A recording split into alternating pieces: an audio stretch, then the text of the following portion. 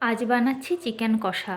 Chicken কষা বানানোর জন্য চিকেনগুলি ভালো করে ধুয়ে চিকেনে ধনে গুঁড়ো, লঙ্কা গুঁড়ো, হলুদ গুঁড়ো, কাশ্মীরি লঙ্কা গুঁড়ো, স্বাদ মতো লবণ, আদা বাটা, রসুন বাটা, অল্প সরিষার তেল ও গরম মশলা বাটা দিয়ে ভালো করে মেখে ঢাকা দিয়ে রাখবো ঘন্টাখানেকের মতো। এরপর মাংসের জন্য কিছু লবণ ও হলুদ মাখানো আলু ভেজে তুলে নিচ্ছি। এখন ওই তেলে গোটা জিরা, তেজপাতা, শুকনো লঙ্কা ও গোটা গরম মশলা ফোড়ন দিয়ে দিচ্ছি কুচনো পেঁয়াজ, টমেটো ও লবণ। এগুলি ভাজা হলে দিচ্ছি থেঁতো করে রাখা রসুন। রসুনের কাঁচা গন্ধ চলে গেলে দিচ্ছি আদা বাটা। সব মশলা ভালো করে কষানো হলে দিয়ে দেব ম্যারিনেট করা চিকেন ও বাটি ধোয়া জল।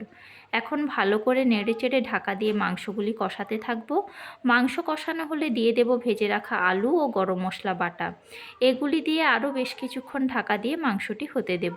মাংস সেদ্ধ হলে অল্প ধনেপাতা কুচি ছড়িয়ে নামিয়ে নিলেই তৈরি আজকের টেস্টি চিকেন কষা।